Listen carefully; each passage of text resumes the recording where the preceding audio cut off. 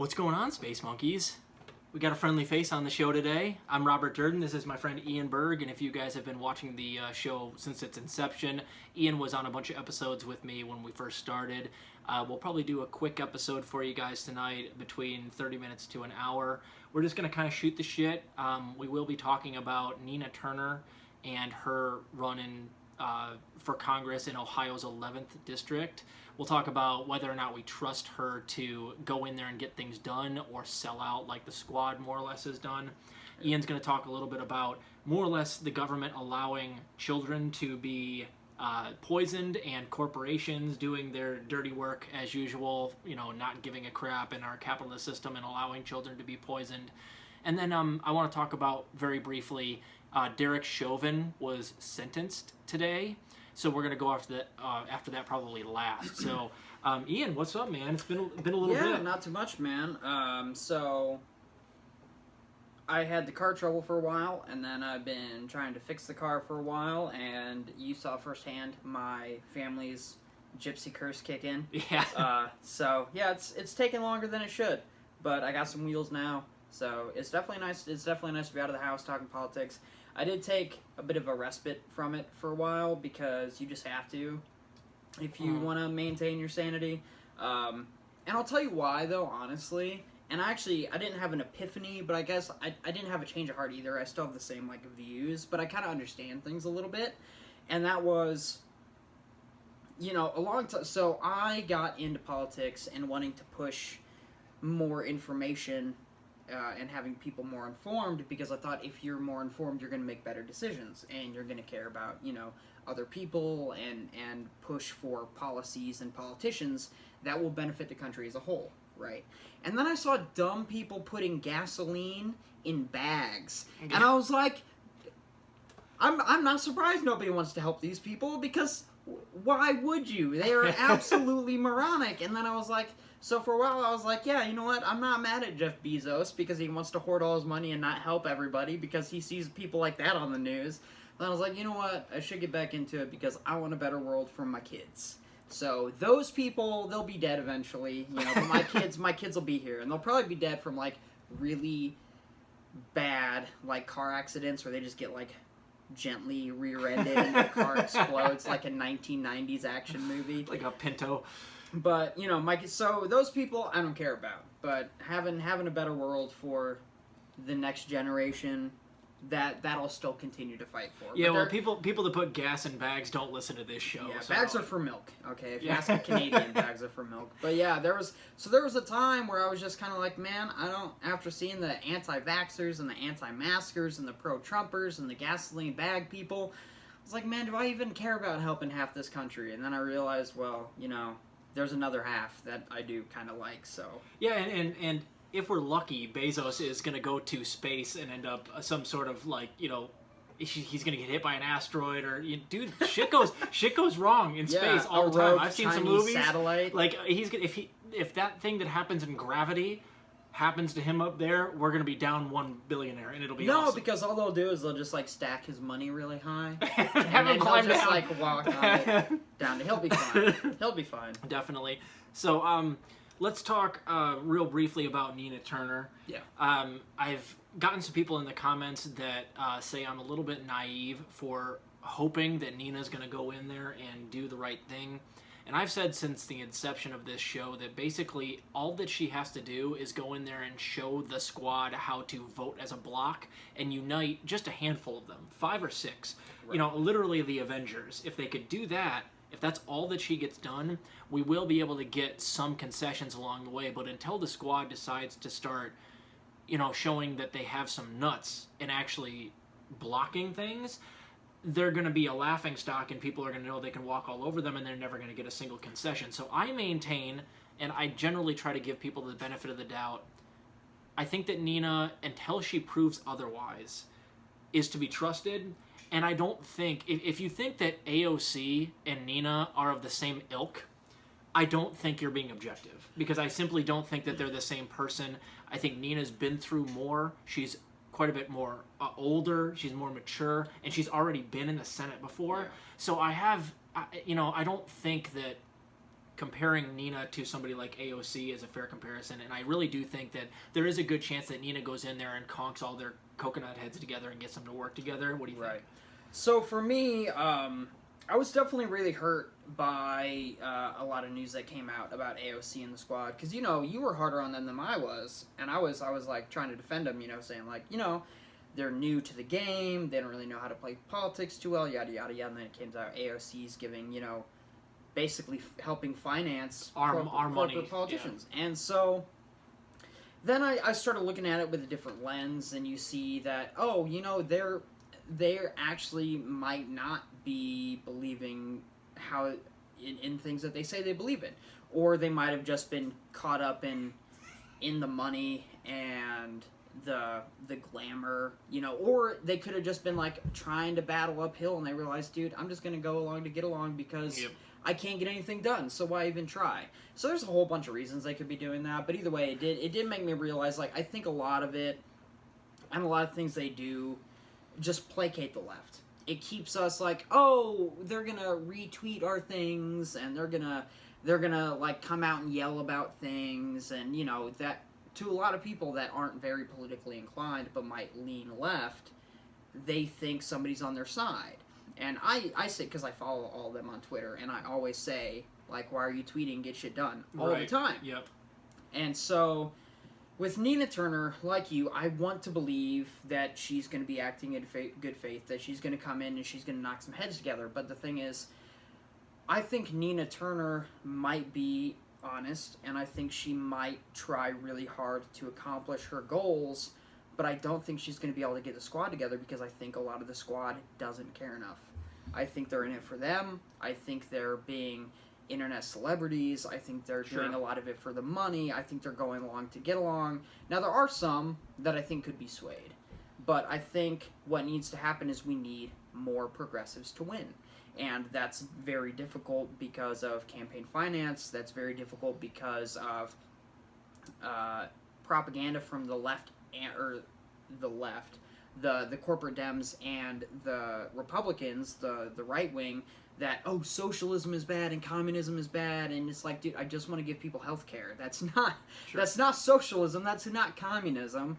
And so I think Nina Turner could help rally some people. I think she's a voice that carries weight. I like her attitude. I like how she's no nonsense. She's not scared to come out there without a filter, and I think that's what the left needs, but I think she's going to need more help than just the squad. And it also hurts me that Bernie has been in the game for so long, and he's so bad at politics, that part of me is starting to think, like, are you also just going along to get along? Why aren't you championing harder? Like, and I know as you get older, you're not going to fight as hard. The game's changed a lot. He might not have kept up on it. He might be real naive, but I think he's naive, and he's chair of the Senate Budget Committee, which he's guaranteed using no power at all. Right?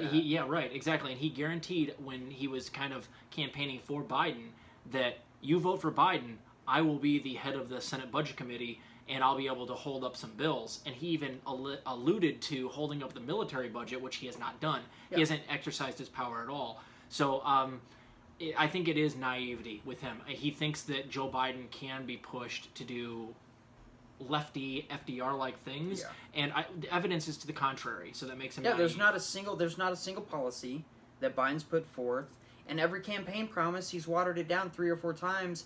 And then when we get the absolute barest minimum, like you get shot and you go to the hospital and they don't take the bullet out, they just slap a Band-Aid on it. That's his watered-down position. Yep. And then he goes, we don't need the Band-Aid either. Like, walk it off. It's so bad. And then he just caves. And then on top of that, you have the phone call that comes out with Joe Manchin, where it's basically just saying, like, hey, grease more palms, give me more money, get my friends more money, and I'll help you out. And that has made it nowhere in the news because the corporations that want to pay him are the corporations that own the news outlets.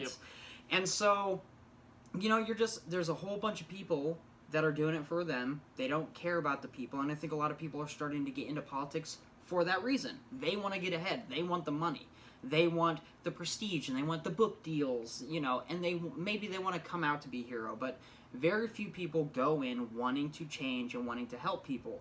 And I think the ones that do go in with that idea either get completely like blackballed and, you know, screwed out of races, or they get in and they realize that no one they work for cares about the American people, so if they're all getting theirs, I might as well get mine. And it's a shame. And I hope Nina Turner breaks that cycle because somebody needs it. It only takes one, and the reason it only takes one is because Nina, all she has to do to go in there is to go in there to combat what you're talking about and make them more afraid that they're going to get the ire of the left media, and that means telling them, listen, you're either going to get on board with me or I'm going to go out and destroy you, and I'm going to go out and do interviews and talk about how you guys are spineless nonstop so that you are continually 100% scorched by the left all the time until you get on my side. And if she did that, it would be, she would get such an enormous following on social media, but also get so much coverage from the mainstream media for being a fireballer that goes out there and says controversial things, that she would wield more power than even AOC would. Right. So going out there and scorching AOC would be the way to get the media cycle and also put your foot down and say, listen, you guys are either going to fall in line or I'm going to go out there and torch you every single time, and that's going to be my playbook until you get on my side. And on top of that, too, it's there's people like AOC that have the following, that have people that believe she's still trying for them, that could go out and call everyone out. And so if somebody well-known says it, it has to make the news cycle. But they don't say it. They don't bring up Joe Manchin. They don't bring up, you know, the wars or the breaking of international law or the corruption in Washington. They don't bring any of that up. And because they don't bring it up, the news doesn't pick it up. And so if you just have somebody, like you said, you know, on a lot of the shows, just kamikaze it. Don't care about you. Just burn everybody that needs to be burned. And you need somebody that's self-sacrificing to do that. And Nina Turner just seems feisty enough that she might. And I hope she does. But I wouldn't be surprised if she comes out and she also goes along to get along, because that's just what I've seen from, you know, would-be lefty leaders. They could do something great for the country, and they just don't. Just like Trump could have done great things for the country. He had the entire right wing, the entire Republican Party, just hypnotized by him. He could have changed the country and done so many good things. He could have ended the wars, you know, but instead he was just like, no, I'm just going to just get a whole bunch of money and be a grifter, because that's what he does. And the reason that he was able to keep the spotlight on him is because he was so controversial, and he was a bomb thrower. And what we need is a bomb thrower from the left. Yeah. And it just takes one, and that person would control the news cycle, and it would be a way to maintain focus on you always. I mean, even Marjorie Taylor Greene, for doing dummy stuff, gets so much press. Oh, yeah. If you were to just do rock the boat, but from the left and from substance standpoint and name names in public, you'd have a Twitter following bigger than AOC's within a matter of months. Oh, yeah. So all she has to do is be willing to go out there and go after the squad. She would immediately conjure the left's Patronus, as I say. The entire lefty media would be behind her and would scorch anybody in her way, and then it would scare the squad into working with her. Yep. But you can't go in there with the point of like trying to work with the squad. Right. I don't think. I wish she needs to go in there and school them. Yeah, but not only go after the squad, because the squad does. Yeah, but of course. We need somebody that's going to stand up to Joe Biden. I'm very tired of the whole media, like, he's so progressive. And then you have a lot of, you know, there's a lot of apolitical people that are Republican, especially in this area, and they always say, like, Joe Biden's a communist, and he's social, and he's been hijacked by the left. It's like, you tell me a single piece of legislation, a single one, that's lefty, and like, well, he's trying to ban guns. And I was like, that... Not even. And so I'm sitting here just like, so you don't really know what you're talking about. I don't think Biden's trying to do anything with guns. But then you have all these people on the left that think Joe Biden is a progressive. I'm like, if you take his policies and Trump's policies and put them side by side without any names, I guarantee you wouldn't be able to tell who's different. Yeah, no. And Joe Biden, if anything, because he happens to wear a blue tie to work, is a more cunning fascist than Trump ever could be, because a lot of the stuff he's doing, Trump could not have done because he was so boisterous and people would have shredded him in the media. So like his surveillance plan that I've been talking about so much, the strategy he's using for the new Patriot Act on domestic terrorism, Trump would never have been able to get away with something like this because people would immediately be calling him out, but Biden is actually able to get away with it. That's one thing that really upset me too, because I remember the squad sent out a strongly worded letter Yeah. to Biden saying that they would not back another Patriot Act. Well, since you haven't blocked a single thing he's done, I'm sure when this comes out, you'll be like, it's good for the American people. I love Joe Biden. We should get on board with Joe Biden because he's not a Republican. I would much rather have the whole country run by insane Marjorie Taylor Greene libertarians than institute more spying on American people and getting rid of more of our freedoms. Now, granted, I don't like Marjorie Taylor Greene libertarian lunatics because they're all like, hey man, poison water's cool. You're like, right. we can raise half the country if it makes a buck. Like, I'm not a fan of that. But I'm also not a fan of, like, knowing anytime I pick up my phone, somebody's watching. I don't want to be on a watch list if I want to, like, redo my whole yard and I go buy some lye. I don't want to be... Exactly. I don't want to be on a watch list if I'm just, like, looking up something and I say a word bomb or I say a word airport next thing you know. And that's how it is now. Yep, and it's What's going to it get going worse. to be in the future? You know, and most domestic terrorist attacks are stopped by regular, everyday people. The NSA has not stopped one that we know of, you know. The powers that be do orchestrate a whole bunch across the globe, though, and on our That own they soil. do. The CIA is, you want to talk about terrorists. Oh yeah, you can go to Wikipedia, and I did this, look it up, and just search how many times we have intervened in another country. Oh, I looked at this recently, since too. World War II, and it's like 70 countries. Yeah, right. And most of them more than once. Yep. And so it drives me, and it's all just to push a more bloated military budget. That's the reason that they're trying to scare us about China, because China will not invade us for a couple reasons. One, they don't have a navy near our size. They No. don't have jets. They don't have military or- funding even close to what we do. Right, It's and they got 200 more billion a year. people. But if they get over to the U.S., how are they going to feed them? They got to have supply lines. Yeah. And so, geographically, we're very safe. And on top of that, we still give them tons of money, and they give us tons of money. We're still trade partners, And even China if there's did- a trade war. And China knows, like, who cares? They don't If- have to fight that war because they're going to win the economic war. They don't have to Exactly. fight an actual war. That's ready right now. They just wait for so- us to bleed out while they get stronger. And on top of that, you have economically. cyber attacks, too, which can do way more damage. Right. Right. And so, we're trying to get these bloated military budgets just so these CEOs of Boeing and all these other places can just retire in bigger houses and give their spoiled kids more money. And it doesn't keep us safe, and it destroys the Constitution, and there's all these people saying, well, I want to keep my guns in case of a tyrannical government. That's already here. And I don't see you doing anything about it. Yeah, that's a bogus argument anyway. Yeah, But so- anyway, in synopsis, I think that we should give Nina the benefit of the doubt. And even if you don't trust her, guys, let me ask a favor of you. Still donate to Nina Turner, even if it's for no other reason than to send a resounding message to the establishment. If she wins 50, 60% of the vote in some sort of epically awesome fashion where she just cudgels the rest of the competition into the ground and wins a majority of the vote, that will by itself make the neoliberals quiver in their boots. That's that. So even if it's for no other reason than to symbolically show the neoliberals that we're coming for them, and Nina's just the first of many, I still think that is worth donating to her. Her election's August 3rd. If you're in the Cleveland area, please canvass for Nina. The biggest lead that we can get, man, if we could win by 40% in that race, that would be wonderful, because that would immediately have the Hillary Clintons and the Bidens of the world going, holy fuck.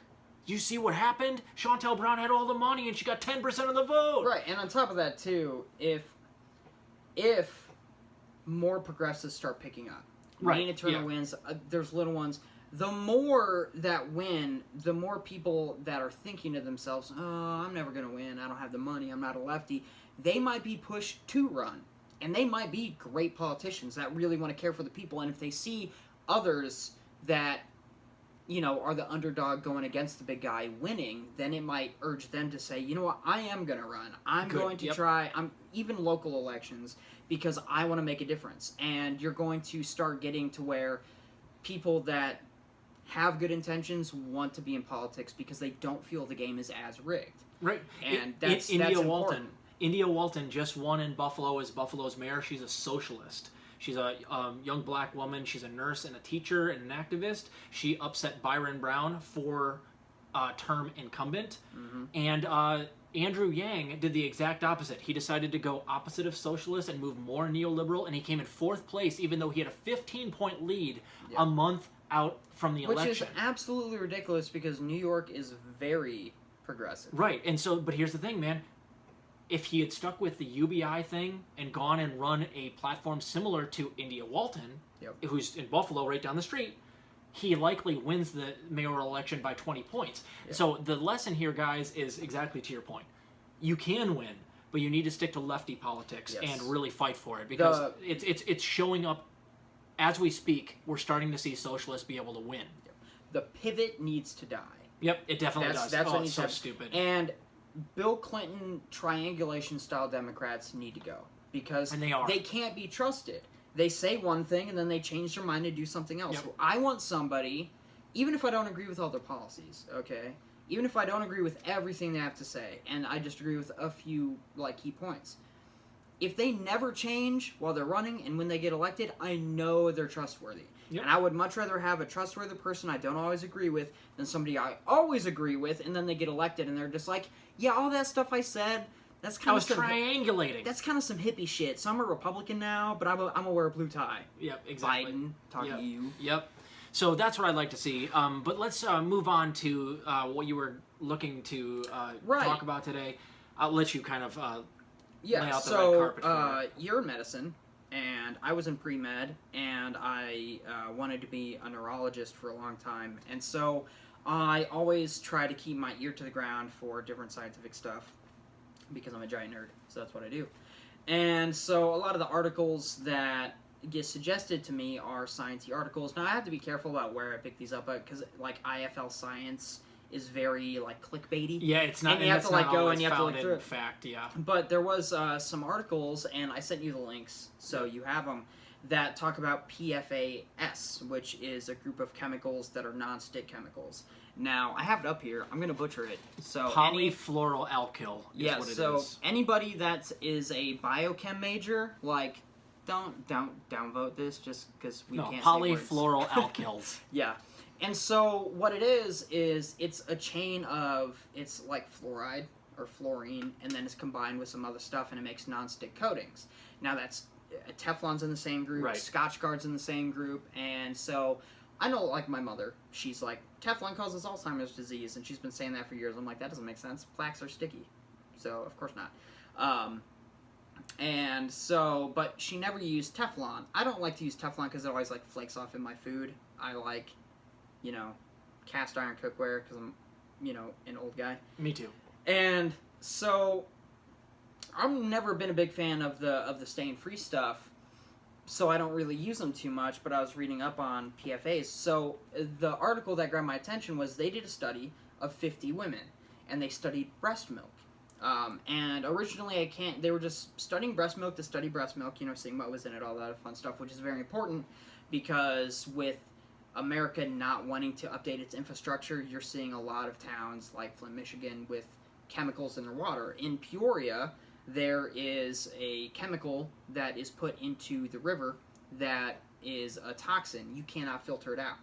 And so there were 3 companies that did studies. 2 of the companies found that it was not safe to drink. 1 company found that it was, and the company that found that it was actually paid by American Water, who gets their money from the river. Yeah, right, exactly. And so I don't drink water from the tap anymore because I don't trust it. And so I try to be very careful about the water thing, especially because a lot of rich folk are buying stock in water because they know it's coming, just like the housing market crash. Yep. And so what I read about this was that there are levels of PFAs 2,000 times higher in women's breast milk than is allowed in drinking water. Jeez. Now, the reason that's bad is because it is linked to a lot of things. Autism is one of those things, and they just have tons of bad side effects. Now, most people, it's like, okay, what happens is it never filters out of your body, and it builds up over time. And so I started reading more articles into it. And so not only is it in breast milk, which should be nature's perfect food, it should be as filtered and as clean as possible, but because it's in the breast milk, that means it's also in the embryos, it's in the blood, it's in everything. And so PFAs are used on pizza boxes, they're used in water bottles, they're used in cans, they're used on carpets, clothing, basically any plastic or anything that you want to be water resistant has a PFA. And so for a long time, these were discovered in the 1940s, and they've been using them ever since. And then I was reading up on articles about Alzheimer's disease. So Alzheimer's disease, what they found when they were looking at the amyloid plaques in Alzheimer's patient brain is that it contained magnetic iron, and then it also contained copper. So these things should not be in the brain. You have what's called a blood-brain barrier that's supposed to basically only give your brain food, and that's filter everything else out. And so there were also studies previously that they did on Alzheimer's patients. They were trying to find out why Alzheimer's is growing, why it's affecting people that are younger, and why it happens in the first place. No matter how old you get, you're always going to have plaques. But those plaques usually aren't enough to cause any damage. You could die being sharp as a tack and have plaques and never know. But in dementia patients and Alzheimer's patients, those plaques have basically spread and destroyed too many of your connections. And so they found the metal in there. They also found that the more sick you are as a child, the more apt you are to have brain plaques. Now that's because dead bits of proteins and parts of the cell and stuff that might not get filtered out by the body, or different things that your body does to prevent those illnesses, somehow makes its way past the blood-brain barrier and builds up in your brain. And so not only are you getting metal in your brain, you're getting bits of, dead bacteria and other things, and none of that should be able to get through your blood-brain barrier. And so I was reading up on all these PFAs and how, since the inception of PFAs, Alzheimer's cases have also rose. And I was like, my weird, boomer mother accurate about her thing. So I looked it up. Well, apparently PFAs damage your blood-brain barrier. Ah. And so if a PFA, which is in everything, and is building up in humans because of its widespread use, since its inception in the 1940s, damages the blood-brain barrier, and the blood-brain barrier keeps things from entering your brain, and now you have things entering your brain, and that could be one of the causes of Alzheimer's disease. There's also genetic links and that kind of stuff. Yeah. And so even if my speculation is wrong, which it probably is, because... No, I mean, at worst, it's correlation. Right. But even if that's off, the fact of the matter that autism is also on the rise, and PFAs cause autism, that it's in drinking water and everything else. Now, recently, it was banned.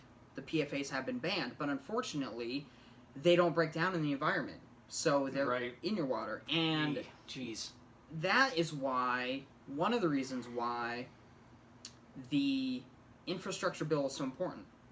So if you can't ingest these things, you have to be able to filter them out. People need clean drinking water, and that's not the only thing that's in our water, okay? You have toxins, like in our town, from the river. You have lead, mercury, arsenic, all kinds of stuff. It's all in the water, and it's supposed to be filtered out.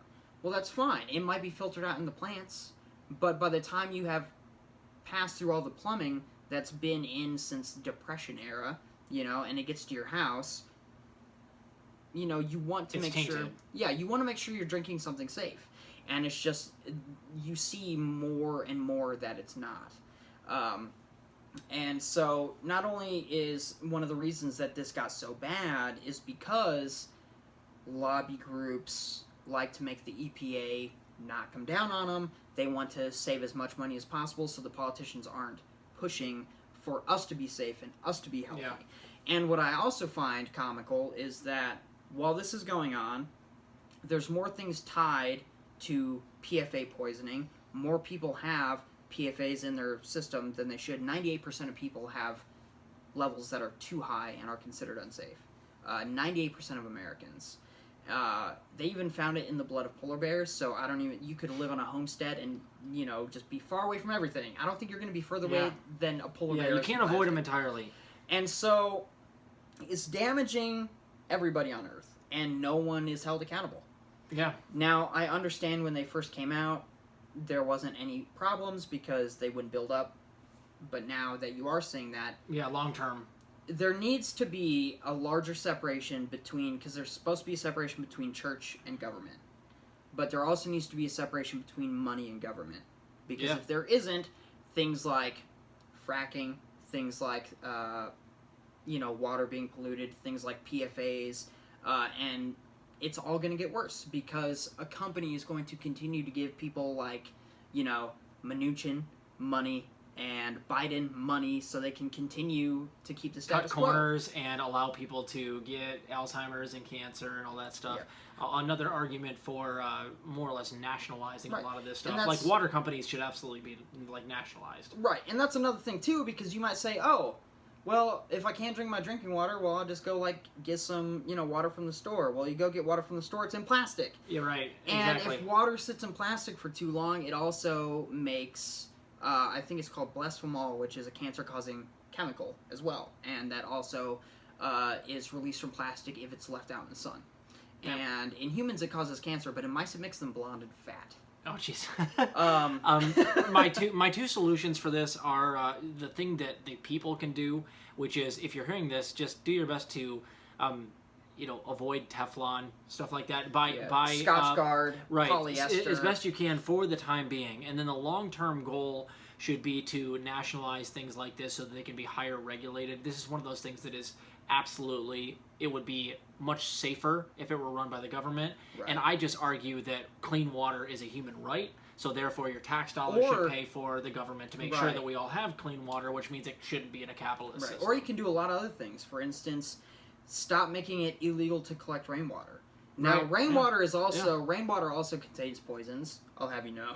Yeah, not mainly, as bad mainly as a lot of it from coal ash, and that kind of thing. But the filtration systems can take care of that stuff. Right, and so you could also get a reverse osmosis filter. Right, for your exactly. home. That would take care of it. But if you can't afford a reverse osmosis filter, and you do want to collect rainwater because it is a little more clean, or you can filter it yourself, or boil it yourself and make it cleaner, you're just going to have to pay tickets. Yeah, right. And so either you let the people help themselves, or you make it to where the people don't have to. Right. But you're literally making it to where the people can't help themselves, and you're not helping them out. And forcing them to drink terrible water. And on top of that, you're letting them get sick, and you're not giving them health care. It's just like, I'm pretty sure it's all tied to just like there's some real fat rich guy sitting in the pharmaceutical company vault, with this elevator that goes down 500 floors, and he's petting his evil cat, laughing James Bond style, and he's just like, everybody's gonna be sick, and it's all gonna give me money. And dude, it's like, have you ever seen the new Lorax movie with Aloysius O'Hare selling fresh air in a bottle? That's exactly what we're headed towards. And for me, I get why, when I see where the money is, I get why they don't want to do stuff. Like, I see where the money is by continuing the wars. I see where the money is by going green and, buying Tesla stock. Like, where you can see the money, you can kind of discern where policy is going to go.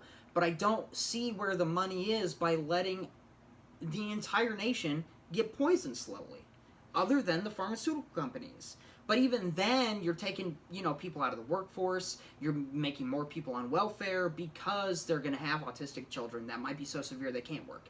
Or they might get cancer, and then they have to take time off work. So it's not really a benefit to anybody. I can see it just as a minor corner that's being cut by companies like Nestle, where it's like it would cost us a little bit more to make sure that this water is filtrated when we can just basically put it in a bathtub and fill up our plastic bottles like that after mildly distilling it. And if there's a corner to be cut and a dime to be saved, they're going to take it. They're capitalists. Every time. Another argument for nationalizing this type of thing. Yeah. Or, because you're saying what people could do, it's also not expensive to build guillotines. And I'm just saying, right. It's hard. We have to do it before the whole Patriot Act 3.0, because once that comes out, they're probably going to chip us. It's going to be V for Vendetta, man. They're going to have a militarized police that's going to black bag anybody that even talks about this stuff online. So we're just going to I think, within the next... It's got to be now. It's got to be now. Yeah, Yeah, and no matter how many cops there are, like, just get, like, a group of 5,000 people, you know, and you just put them in Trump attire, the cops are going to let them walk. Yeah, it's fine. For real. You just wear some MAGA hats before you go in Jeff Bezos' house, and the cops will be like, he's friends! Yeah, right? For real. Speaking of cops, let's talk about Derek Chauvin. It came out today. This is good news and bad news, and you guys can decide for yourselves if you think that this is either or. Derek Chauvin was sentenced to 22 and a half years in prison today for the murder of George Floyd. Now, that's more than I expected. Yeah, honestly, me too. It is. I thought that he would maybe get something like 10 to 15 years. Now, he will not serve that 22 years, more than likely, for good behavior. And if because he doesn't get beat to death. Well, and see, that's the thing. He's got a lot of buddies that are probably going to be the prison guards. I'm sure. And a lot of people that are the inmates are not going to treat him well. So he'll get... he'll sure probably get he'll released be. for good behavior because he's got a lot of his boys as the types that'll coddle him. The guards will. But, I mean, people don't take kindly to that type of stuff in prison. They don't... I don't believe they know. Like, when you go to prison, you're not, like, privy to know who somebody is and what they did. But word gets around. Like, they'll know who Derek Chauvin is. Yeah. Right. It's not like the average inmate is like, you probably don't know what they did if they don't tell you. But this was so highly televised, everybody's got to know who he is. So well, I think he's going to get... They get the paper, they get the news. So when someone comes in, I mean, they have internet high access. Profile. It's not so hard to find out. It depends on. I think he will likely get his ass whooped for about a decade. You know, he'll probably be out 10 to 15 years, something like that, on good behavior. My personal take is that, you know, this more or less is they're deciding that George Floyd's life was worth about 22 and a half years. I think it's worth more than that. I think that he could have served his entire life in there, and I wouldn't have been unhappy. But I am, to some extent, happy that he got what he did, because I thought that there was a very low likelihood that he would even get jail time at all, or if it was, it would be very short. So I will take this as a mild victory. Yeah. So the way I see it is, George Floyd was not a great guy. Right. All right, he had a record. He was not a great man, but that doesn't matter because cops aren't supposed to kill guilty people. Exactly right. So you could have a cop. Now, granted, I'm in the moral gray zone all the time, okay? Like, if I walked in and somebody was hurting one of my kids or, you know, whatever, I'd kill a guy, whatever. I'm not ashamed to say it. But the thing is, I'm not a police officer. I'm not held to a higher standard. I'm just a guy. If you are supposed to be representing the law, you need to follow the law, okay? That's what's important. Now, I say if somebody is murdered, this is my opinion. If somebody is murdered, there should be, and I'm not a huge fan of like minimum sentences because that's typically used against like people that sell weed and they have to spend 10 years in prison. Yeah. But there needs to be like a minimum time that you have to spend for doing, you know, if you murder somebody, and any life expectancy they had after that is what you serve. So if you kill a child, you serve the minimum, and then you would serve the rest of what that child's expected life Right, would be. exactly. Okay. Now, that's a little iffy because, you know, you have people that get sentenced to murder when some might say the murder is justified. For instance, somebody murders their abusive rapist husband or, you know, whatever have you. It's always extenuating. You know, like I said, that would be taken I'm in the gray area, but I was very surprised by the amount of time he got. And not that I'm, like you said, there's not really anything that you could do to make anybody happy. Like, yes, he's arrested. Yes, he got charged. Yes, he went to prison. But is that police reform? It's not. And so it started out as a murder, plain and simple, and it turned into something bigger. And I just hope, like, the 20 whatever years he's getting, I'm glad he's gone. I'm glad he's not a cop. I'm glad he's not going to hurt anybody else. But I want to make sure that no other cops in the history of law enforcement can do something so brazen and think they can get away with it. And that's why I'm okay with them giving a sentence this harsh, quote unquote, because it will make this is a martyr. It will make other cops think twice about doing something so brazen. Because cell phones are everywhere, you're going to get caught. Mm-hmm. Do you want to risk 22 years in prison even if it doesn't mean the rest of your life? Right. So that's why I'm okay with it. If it had turned out as 5 years in prison, I would have been enraged.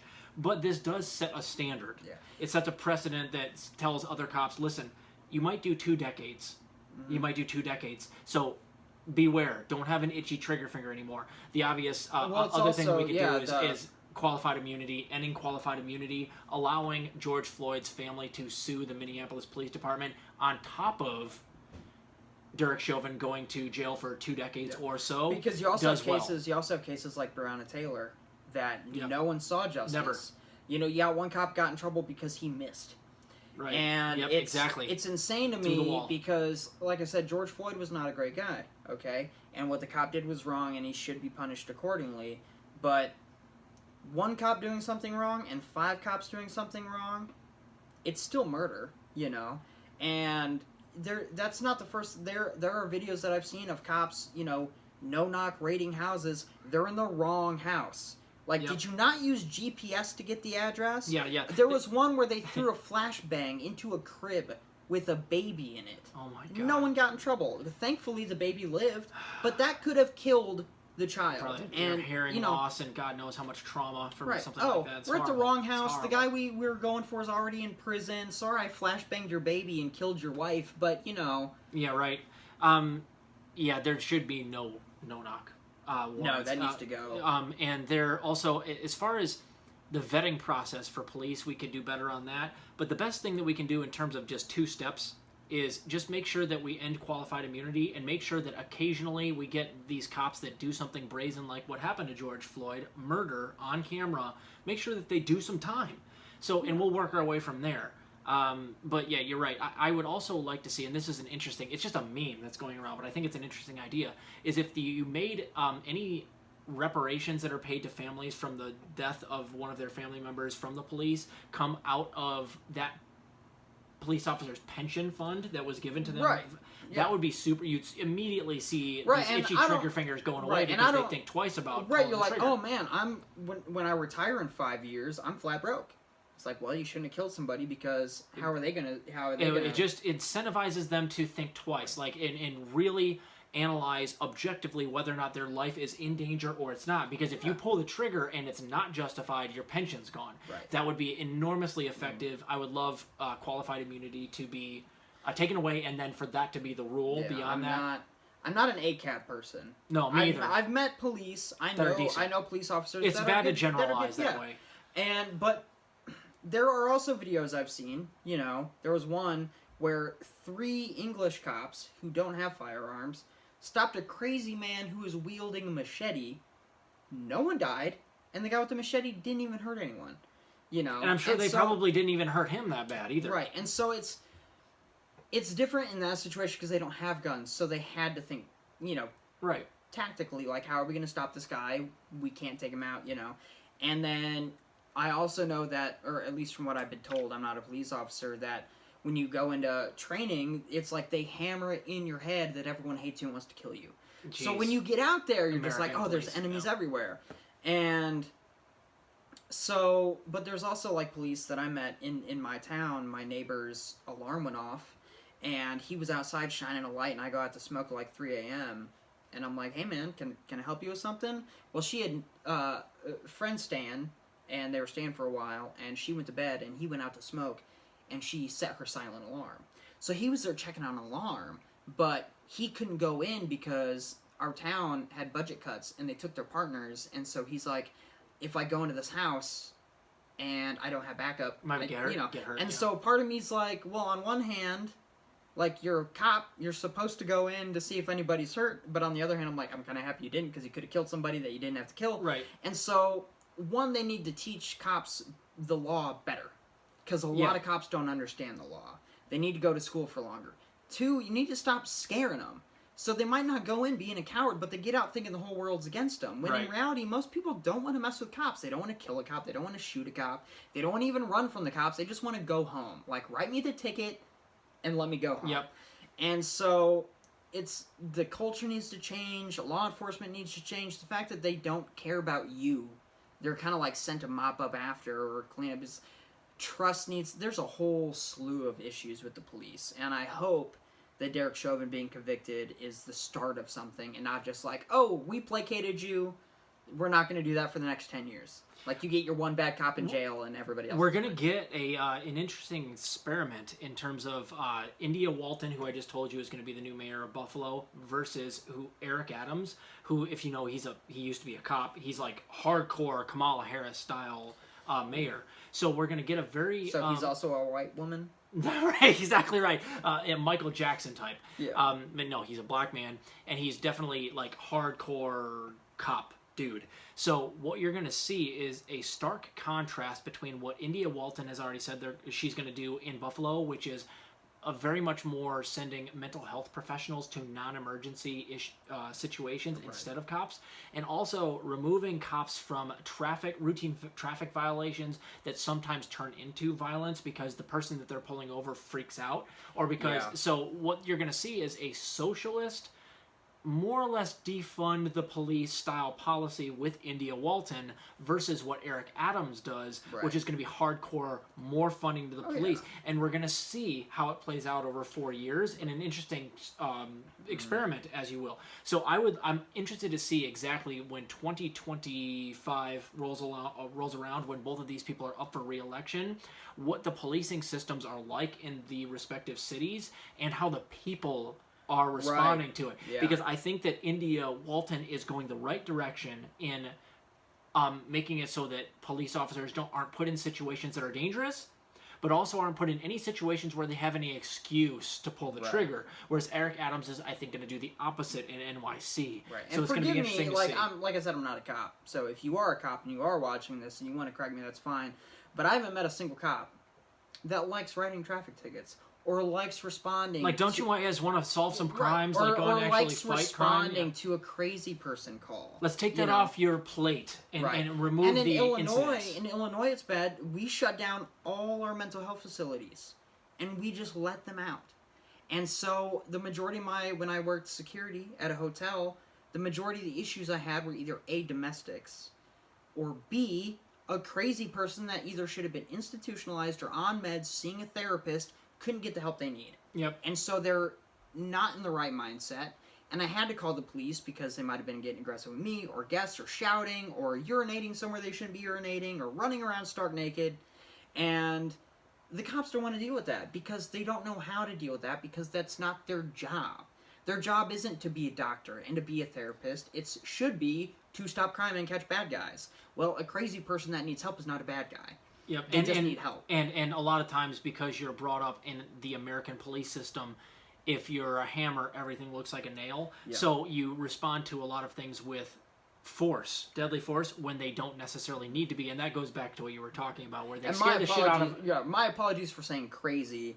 No, 90s kid, non-neurotypical or something. I don't know what the thing is. But yeah, I mean, but you don't know how to respond to something like that because it's not really a violent situation where your life's in danger, but you don't have the medical training to deal with somebody who's tweaking or who is off their meds. A doctor or a mental health care counselor is far more likely to have success without having some sort of and on top of that, violent fallout. If you do get them, where are you going to put them? You can't put them in prison. Right. They might not have really broken a law. Exactly right. It might just have been like a ticket or whatever, but they can't pay you because they're homeless or they're jobless. And so you have somebody that you're holding, you're just going to have to let out in a couple hours. You got a whole bunch of paperwork to do. And yeah, it takes the pressure off the cops. Police shouldn't have to deal with that. Yep, and that's how I would frame it too, man. Yeah. And that's how I think India Walton does. Is she's like, listen, let's stop putting you guys as police in dangerous situations where you feel the need to pull your weapon. Yeah. Which I think that tears out the problem at its root. Mm-hmm. And I think that's the way that we should go in the future. Yeah. Now, if the person that, the healthcare professional says, hey, I'm in danger. Right. And maybe have some police on standby or whatever. Right. But I come from a family of nurses, okay? And my sister has never once killed a man. And she has dealt with some very unruly people. So has my aunt and my uncle. And I don't think any of them has ever had to shoot anybody. And you get a lot of people in hospitals that are violent, that hit nurses. Exactly right. They deal with it. Nurses deal much more calmly with those types of situations than police do. And a lot of that has to do with, their profession, their vocation. Everything doesn't look like a nail if you're not a hammer. Right. But also, you put a gun at the hip of somebody and scare the shit out of them, anybody's going to pull it regardless of the person. So I wish more people would act like nurses, and I think that that's what India Walton is trying to do, and I think the results will be wonderful. I don't want this to be the case, but in my head, I'm thinking like healthcare professionals respond to the healthcare calls that the police aren't, but they're all policed out. And they have their, like, trank guns. They're just like, we're here to help you. And they just, like, hit a guy with, like, 5 tranks from their assault rifle. That's a trank gun. Yeah. And then just, like, to me, that's a little comedic moment in my imagination. In other countries, they don't allow you to have a firearm at your hip. You get, like, a taser. And that, you know, I mean, no surprises there. They don't have a lot less people killed by the police force. I mean, in some places, you know, like, you go into some bad spots in L.A. or, you know, or Chicago. I mean, I kind of want my police to be armed with bulletproof vests because the bad guys are armed with bulletproof vests. But we'll that's have not like the SWAT everywhere. team for that, and we'll have like specialized. Like, I just don't want the entire police force to be utterly militarized and untrained in medical. Yeah, science. if I drive through, you know, small town Illinois, you know, like what? Why do we need bulletproof vests? Like, for real, dude. But in case there's a hunting accident, I don't. Yeah, right.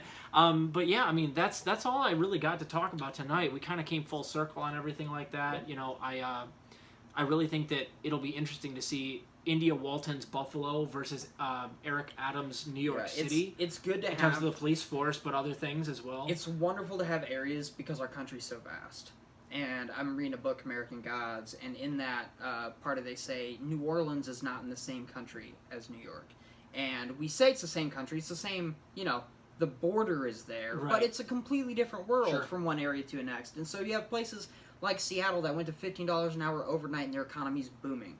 And so having these small pockets where they can, you have an area where they just stopped arresting people for drug offenses. Yep. And it did great. Yep. And so having places like Buffalo that are experimenting and doing things could light the way for more cities. I mean, look how fast legalizing weed has spread. Yep.